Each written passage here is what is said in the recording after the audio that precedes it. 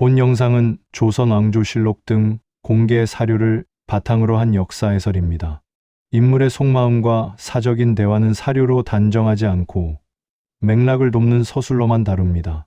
잠자며 듣는 조선실록, 오늘 밤도 여러분과 함께합니다. 고맙습니다. 이렇게 찾아와 주셔서 밤이 깊어가는 이 시간에 편안하게 눈을 감으시거나 귀만 기울여 주셔도 좋습니다. 오늘은 인조 시대를 따라갑니다. 인조 반정 이후의 전국, 정묘호란과 병자호란, 그리고 그 이후의 변화를 차분히 되짚어봅니다. 잠이 오면 그대로 잠들어도 괜찮습니다. 낮은 목소리로 어둠 속에서 천천히 시작하겠습니다. 이야기는 1623년 3월로 시작됩니다. 인조 반정이 일어났습니다. 광해군이 폐위되었고 능양군이 왕위에 올랐습니다. 인조였습니다. 인조실록 주기년 기사를 보면 반정 세력이 광해군의 폐위를 선언하고 인조를 추대했다는 기록이 나옵니다. 반정의 명분은 명확했습니다. 인조실록에는 세 가지가 주로 기록됩니다. 첫째, 광해군이 임목대비를 유폐하고 영창대군을 죽게 만든 것. 둘째, 명나라에 대한 의리를 저버린 것. 셋째, 궁궐공사로 백성들을 고통스럽게 한 것. 이 명분들은 사실에 기반했습니다. 광해군실록에도 개추곡사와 영창대군의 죽음, 임목대비의 서궁 유폐가 기록되어 있습니다. 광해군의 외교 정책도 명나라와 후금 사이에서 균형을 잡으려 했다는 기록이 여러 차례 나옵니다. 하지만 반정의 실질적 이유는 권력이었습니다. 광해군 정권에서 서인은 완전히 배제되었습니다. 북인, 특히 대북이 조정을 장악했습니다. 서인이 권력을 되찾기 위해서는 정권을 바꿔야 했습니다. 여기서 잠깐 숨을 고릅니다. 인조 반정은 빠르게 진행되었습니다. 인조실록 주기년 3월 기사를 보면 반정군이 궁궐을 장악하는데 하루도 걸리지 않았다는 기록이 나옵니다. 저항은 거의 없었습니다. 대북 세력은 순식간에 무너졌습니다. 광해군은 강화도로 유배되었습니다. 인조실록 주기년 기사를 보면 광해군이 서인으로 강등되어 강화도로 보내졌다는 기록이 나옵니다. 임목대비는 서궁에서 나왔습니다. 인조실록에는 임목대비가 대왕대비로 복위되었다는 기록이 나옵니다. 조정은 큰 소리보다 조용한 절차로 움직입니다. 인조반정 이후 조정의 인사가 완전히 바뀌었습니다. 인조실록 주기년 1년 기사를 보면 주요 직책이 서인 계열로 채워졌다는 기록이 나옵니다. 이기, 김유, 김자점, 이괄 같은 반정 공신들이 권력의 중심이 되었습니다. 말이 상소가 되고 상소가 인사가 되고 인사가 명단이 됩니다. 대북은 몰락했습니다. 인조실록 주기년 기사를 보면 이첨, 정인홍 같은 대북 인사들이 처형되거나 유배되었다는 기록이 나옵니다. 정인홍은 80세가 넘은 나이에 처형되었습니다. 인조실록에는 정인홍이 극형에 처해졌다는 기록이 나옵니다. 소북과 남인도 조정에서 밀려났습니다. 인조실록 1년 기사를 보면 광해군 정권에 협력했던 인사들이 차례로 파직되거나 한직으로 옮겨졌다는 기록이 나옵니다. 권력은 서인, 특히 반정 공신들에게 집중되었습니다. 인조 정권의 첫 번째 과제는 정통성을 강화하는 것이었습니다. 인조는 반정으로 즉위했습니다. 이것은 정상적인 계승이 아니었습니다. 인조실록 주기년 기사를 보면 인조 즉위의 정당성을 강조하는 논의가 여러 차례 있었다는 기록이 나옵니다. 명분은 광해군의 잘못을 바로잡는 것이었습니다. 인조실록에는 광해군이 유교 윤리를 어겼고 명나라에 대한 의리를 저버렸다는 평가가 반복됩니다. 인조는 이것을 바로잡기 위해 즉위했다는 논리였습니다. 두 번째 과제는 명나라와의 관계를 회복하는 것이었습니다. 인조실록 주기년 기사를 보면 인조가 즉위 직후 명나라에 사신을 보내 충성을 맹세했다는 기록이 나옵니다. 명나라는 인조의 즉위를 승인했습니다. 인조실록 1년 기사를 보면 명나라에서 사신이 와서 인조를 조선 국왕으로 인정했다는 기록이 나옵니다. 하지만 명나라는 이미 약해지고 있었습니다. 인조실록 1년, 2년 기사를 보면 명나라가 후금과의 전쟁에서 계속 패배한다는 보고가 들어왔다는 기록이 나옵니다. 후금은 세력을 확장하고 있었습니다. 세 번째 과제는 내부 안정이었습니다. 인조 반정은 성공했지만 불만도 있었습니다. 인조실록 2년 기사를 보면 일부 지방에서 반정에 대한 불만이 표출되었다는 기록이 나옵니다. 특히 광해군 시절 혜택을 받았던 세력들은 새 정권의 불만이었습니다. 1624년 이괄의 난이 일어났습니다. 인조실록 2년 기사를 보면 반정 공신 중 하나인 이괄이 반란을 일으켰다는 기록이 나옵니다. 이괄은 자신의 공로에 비해 대우가 낮다고 불만을 품었습니다. 이괄의 난은 조선을 뒤흔들었습니다. 인조실록 2년 1월 기사를 보면 이괄이 서북 지역 군사를 이끌고 한양으로 진격했다는 기록이 나옵니다. 인조는 궁궐을 떠나 공주로 피난했습니다. 이괄군은 한양을 점령했습니다. 하지만 이괄의 난은 오래가지 않았습니다. 인조실록 2년 2월 기사를 보면 관군이 재정비되어 이괄군을 격퇴했다는 기록이 나옵니다. 이괄은 전투 중 사망했습니다. 반란은 진압되었습니다. 이괄의 난이 남긴 교훈은 무엇이었을까요? 첫째, 반정 공신들 사이에도 갈등이 있었다는 점입니다. 권력을 나누는 과정에서 불만이 생겼습니다. 둘째, 인조 정권의 기반이 완전히 안정되지 않았다는 점입니다. 반정 후 1년 만에 반란이 일어났습니다. 조정은 큰 소리보다 조용한 절차로 움직입니다. 이괄의 난 이후 인조 정권은 내부 통제를 강화했습니다. 인조실록 2년 3년 기사를 보면 반정 공신들의 지위를 명확히 정하고 군사 지휘권을 재조정했다는 기록이 나옵니다. 권력의 중심은 김류, 이기 같은 핵심 공신들에게 집중되었습니다.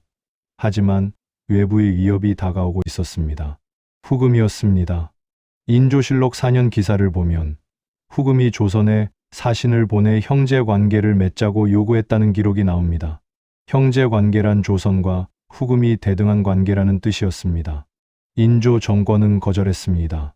인조실록 4년 기사를 보면 조선이 후금의 요구를 받아들이지 않았다는 기록이 나옵니다. 이유는 명분이었습니다. 조선은 명나라의 속국이었습니다. 명나라를 배신하고 후금과 형제 관계를 맺을 수 없었습니다. 이 선택은 명분으로는 옳았습니다. 하지만 실리로는 위험했습니다. 후금은 강했습니다. 명나라는 약했습니다. 광해군은 이 현실을 보고 균형 외교를 택했습니다. 하지만 인조는 명분을 택했습니다. 잠시 호흡을 가다듬습니다. 여기까지가 인조 반정 이후 초기 1623년부터 1627년 초까지의 흐름입니다. 인조는 반정으로 즉위했습니다. 서인이 권력을 장악했고 북인은 몰락했습니다. 명나라에 대한 충성을 맹세했고 후금의 요구를 거절했습니다. 내부에서는 이괄의 난이 일어났지만 진압되었습니다. 하지만 외부의 압박은 커지고 있었습니다. 후금은 조선의 거절을 받아들이지 않았습니다. 1627년 1월 후금이 조선을 침략했습니다. 인조실록 5년 1월 기사를 보면 후금군이 압록강을 건너 조선으로 들어왔다는 기록이 나옵니다. 침략의 이유는 명확했습니다. 인조실록에는 후금이 조선이 명나라를 섬기고 후금을 배척한다고 비난했다는 내용이 나옵니다. 후금군의 규모는 약 3만 명이었습니다. 인조실록 5년 기사를 보면 후금군이 빠르게 남하했다는 기록이 나옵니다. 의주가 함락되었고 안주가 함락되었고 평양이 위협받았습니다. 조선은 준비가 되어 있지 않았습니다. 인조실록 5년 기사를 보면 조선군이 제대로 대응하지 못했다는 기록이 여러 차례 나옵니다. 군사는 부족했고 무기는 낡았고 지휘 체계는 혼란스러웠습니다. 인조는 강화도로 피난했습니다. 인조실록 5년 1월 기사를 보면 인조가 한양을 떠나 강화도로 향했다는 기록이 나옵니다. 강화도는 섬이었습니다. 육지에서 공격받지 않는 안전한 곳이었습니다. 조정은 큰 소리보다 조용한 절차로 움직입니다. 하지만 전쟁은 길어지지 않았습니다. 인조실록 5년 3월 기사를 보면 조선과 후금이 화친을 맺었다는 기록이 나옵니다. 화친의 조건은 무엇이었을까요? 첫째, 조선과 후금이 형제 관계를 맺는다. 둘째, 조선이 명나라를 돕지 않는다. 셋째, 조선이 후금의 새 폐해마다 바치는 물품을 보낸다. 이것은 굴욕이었습니다. 조선은 명나라의 속국이었습니다. 하지만 이제 후금과도 형제 관계를 맺었습니다. 명나라를 배신한 것은 아니지만 명나라만을 섬기지도 않게 되었습니다. 인조실록 5년 기사를 보면 조정에서 화친 조건을 둘러싸고 논란이 있었다는 기록이 나옵니다. 일부 신하들은 화친을 반대했습니다. 명나라에 대한 의리를 저버리는 것이라는 이유였습니다. 하지만 현실은 가혹했습니다. 조선은 후금을 막을 힘이 없었습니다. 화친이 체결되고 후금군은 물러갔습니다. 인조실록 5년 3월 기사를 보면 후금군이 철수했다는 기록이 나옵니다. 전쟁은 약 3개월 만에 끝났습니다. 정미호란이 남긴 상처는 깊었습니다. 첫째, 조선의 군사력이 매우 약하다는 사실이 드러났습니다. 인조실록 5년 이후 기사를 보면 군비를 강화해야 한다는 상소가 여러 차례 올라왔다는 기록이 나옵니다. 둘째, 명분 외교의 한계가 드러났습니다. 명나라에 대한 의리는 중요했지만 현실의 군사력 앞에서는 무력했습니다. 말이 상소가 되고 상소가 인사가 되고 인사가 명단이 됩니다.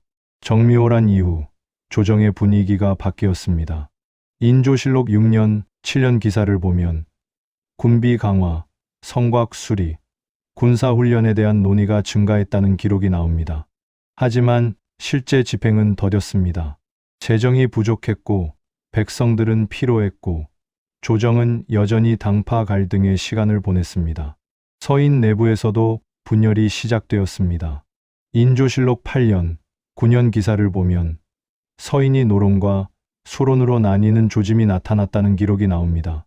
아직 명확한 분열은 아니었지만 인사와 정책을 둘러싸고 의견 차이가 생겼습니다.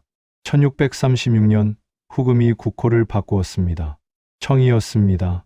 인조실록 14년 기사를 보면 후금이 청나라로 국호를 고치고 황제를 칭했다는 보고가 들어왔다는 기록이 나옵니다. 황제란 명나라 황제와 같은 지위를 뜻했습니다. 청나라는 이제 명나라와 대등하다고 선언한 것이었습니다. 청나라는 조선에 새로운 요구를 했습니다. 인조실록 14년 기사를 보면 청나라가 조선에 사신을 보내 군신 관계를 요구했다는 기록이 나옵니다. 군신 관계란 청나라가 군주임금이고 조선이 신하라는 뜻이었습니다. 형제 관계보다 한 단계 낮은 지위였습니다. 인조 정권은 거절했습니다. 인조실록 14년 기사를 보면 조선이 청나라의 요구를 받아들이지 않았다는 기록이 나옵니다. 이유는 여전히 명분이었습니다. 조선은 명나라의 신하였습니다. 청나라의 신하가 될 수 없었습니다. 여기서 잠시 숨을 고릅니다. 청나라는 조선의 거절을 받아들이지 않았습니다. 인조실록 14년 12월 기사를 보면 청나라가 대군을 이끌고 조선을 침략할 준비를 한다는 정보가 들어왔다는 기록이 나옵니다. 조선은 다시 준비가 되어 있지 않았습니다. 인조실록 14년 기사를 보면 군비 강화 논의는 많았지만 실제 성과는 적었다는 평가가 나옵니다. 9년 전 정미호란의 교훈은 충분히 반영되지 않았습니다. 1636년 12월 병자호란이 일어났습니다. 인조실록 14년 12월 기사를 보면 청나라 황제 홍타이지가 직접 10만 대군을 이끌고 조선을 침략했다는 기록이 나옵니다. 규모는 정미호란보다 훨씬 컸습니다. 청군은 빠르게 남하했습니다. 인조실록 14년 12월 기사를 보면 청군이 며칠 만에 한양 근처까지 도달했다는 기록이 나옵니다. 인조는 남한산성으로 피난했습니다. 인조실록에는 인조가 한양을 떠나 남한산성으로 들어갔다는 기록이 나옵니다. 남한산성은 한양에서 남동쪽으로 약 25km 떨어진 산성이었습니다. 방어에 유리한 지형이었습니다. 하지만 식량과 군사가 부족했습니다. 인조실록 14년, 15년 기사를 보면 남한산성 안에서 식량이 떨어지고 추위에 고통받았다는 기록이 여러 차례 나옵니다. 청군은 남한산성을 포위했습니다. 인조실록 15년 1월 기사를 보면 청군이 남한산성 주변을 완전히 포위하고 조선군의 출입을 차단했다는 기록이 나옵니다. 포위는 약 50일간 계속되었습니다. 조정은 큰 소리보다 조용한 절차로 움직입니다. 하지만 남한산성 안에서는 조용하지 않았습니다. 인조실록 15년 1월 기사를 보면 신하들 사이에서 항복할 것인지 끝까지 싸울 것인지를 둘러싸고 격렬한 논쟁이 있었다는 기록이 나옵니다. 주화론과 척화론이었습니다. 주화론은 청나라와 화친해야 한다는 주장이었습니다. 최명길 같은 신하들이 이 입장이었습니다. 인조실록에는 최명길이 백성의 목숨을 구하기 위해 화친해야 한다고 주장했다는 기록이 나옵니다. 척화론은 끝까지 싸워야 한다는 주장이었습니다. 김상원, 정운 같은 신하들이 이 입장이었습니다.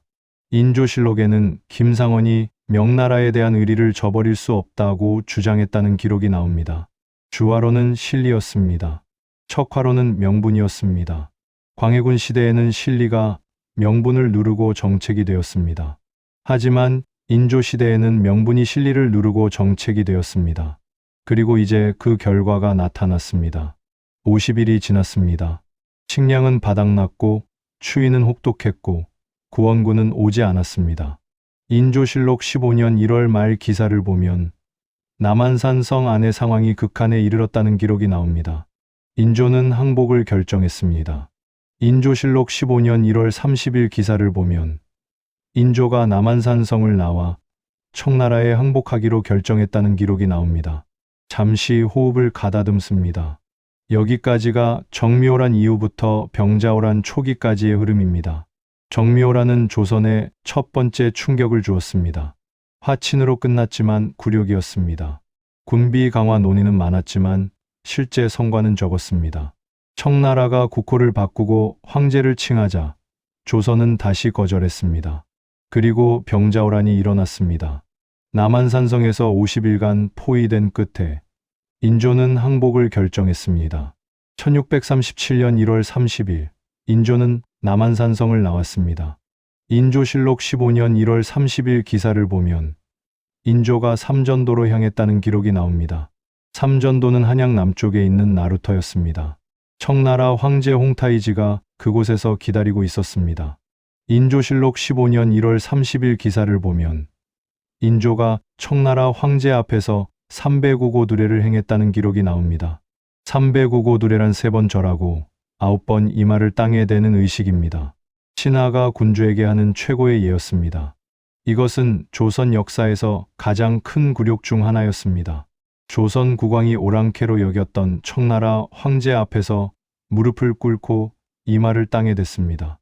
명나라에 대한 의리는 무너졌고 조선의 자존심은 바닥에 떨어졌습니다. 항복의 조건은 가혹했습니다. 인조실록 15년 기사를 보면 몇 가지 조건이 기록됩니다. 첫째, 조선은 청나라의 신하국이 된다. 둘째, 조선은 명나라와 관계를 끊는다. 셋째, 조선은 청나라에 막대한 세패를 바친다. 넷째, 조선 왕자들이 청나라의 인질로 간다. 인조의 두 아들 소현세자와 복림대군이 청나라로 끌려갔습니다. 인조실록 15년 2월 기사를 보면 소현세자와 복림대군이 청나라로 출발했다는 기록이 나옵니다. 인질이었습니다. 조선이 약속을 어기지 못하게 하는 담보였습니다. 조정은 큰 소리보다 조용한 절차로 움직입니다. 하지만 삼전도 이후 조정은 조용하지 않았습니다. 인조실록 15년, 16년 기사를 보면 척화론을 주장했던 신하들에 대한 처벌이 이어졌다는 기록이 나옵니다. 청나라는 척화론자들을 처벌할 것을 요구했습니다. 인조실록에는 김상원, 정운 등이 청나라로 끌려가거나 유배되었다는 기록이 나옵니다. 청나라는 조선을 철저히 통제했습니다. 인조실록 16년, 17년 기사를 보면 청나라에서 사신이 자주 와서 조선의 상황을 감시했다는 기록이 나옵니다. 조선은 청나라의 요구를 거절할 수 없었습니다. 말이 상소가 되고 상소가 인사가 되고 인사가 명단이 됩니다. 병자호란 이후 조선 내부에는 깊은 상처가 남았습니다. 첫째, 심리적 충격이었습니다. 조선은 명나라를 섬기는 소중화를 자랑했습니다. 하지만 이제 청나라의 신하국이 되었습니다. 인조실록 16년, 17년 기사를 보면 신하들이 이 굴욕에 대해 탄식하는 상소를 올렸다는 기록이 나옵니다. 둘째, 경제적 피해였습니다. 인조실록 15년 이후 기사를 보면 전쟁으로 인한 백성들의 피해가 막심했다는 보고가 계속 올라왔다는 기록이 나옵니다. 집이 불타고 농사가 망가지고 많은 사람들이 죽거나 청나라로 끌려갔습니다. 셋째, 정치적 갈등이었습니다. 주화론과 척화론의 대립은 끝나지 않았습니다. 인조실록 17년, 18년 기사를 보면 주화론자들과 척화론자들 사이에 비난이 계속되었다는 기록이 나옵니다. 주화론자들은 척화론자들이 현실을 모르고 조선을 위기에 빠뜨렸다고 비난했습니다.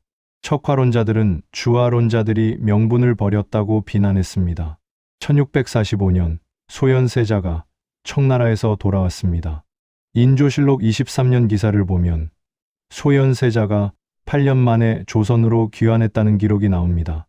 하지만 소현세자는 돌아온 지 2달 만에 갑자기 세상을 떠났습니다. 인조실록 23년 4월 기사를 보면 소현세자가 병으로 승하했다는 기록이 나옵니다. 야사에서는 인조가 소현세자를 독살했다는 이야기가 전합니다.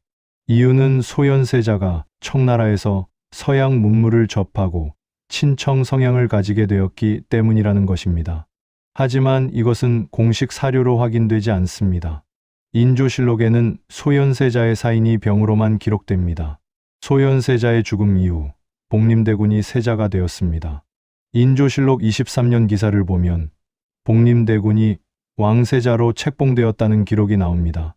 복림대군은 후에 효종이 되었습니다. 여기서 잠시 숨을 고릅니다. 인조 말년은 고통스러웠습니다. 인조실록 24년, 25년, 26년 기사를 보면 인조가 병환으로 고생했다는 기록이 여러 차례 나옵니다. 병자호란의 굴욕, 소현세자의 죽음, 청나라의 지속적인 압박, 이것들이 인조를 짓눌렀습니다. 1649년 인조가 세상을 떠났습니다.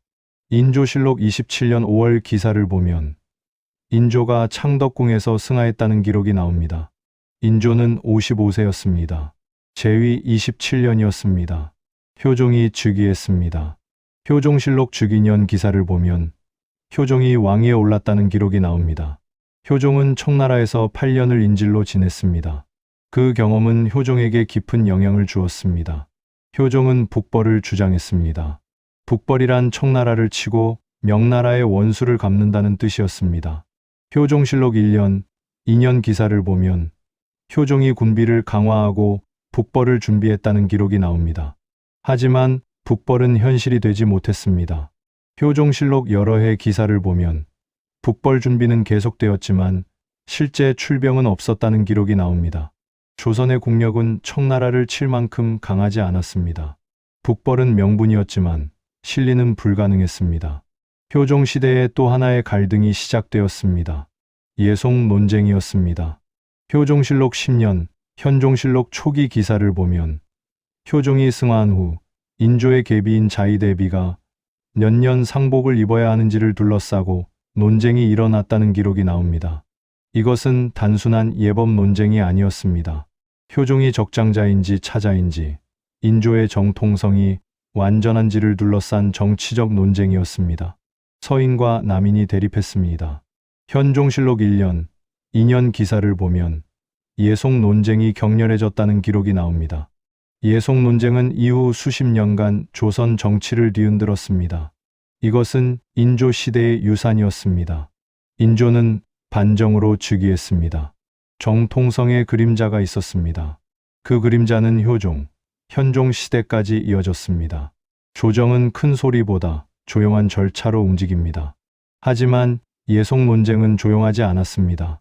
서인과 남인이 상소와 인사로 충돌했습니다. 당쟁은 더욱 격렬해졌습니다. 잠시 호흡을 가다듬습니다. 여기까지가 인조시대 1623년부터 1649년까지 그리고 그 이후의 흐름입니다. 인조는 반정으로 즉위했습니다. 명분을 강조했지만 현실 앞에서 무너졌습니다. 정묘호란과 병자호란은 명분 외교의 한계를 보여주었습니다. 삼전도의 굴욕은 조선 역사에서 가장 깊은 상처였습니다. 인조 시대가 남긴 교훈은 무엇일까요?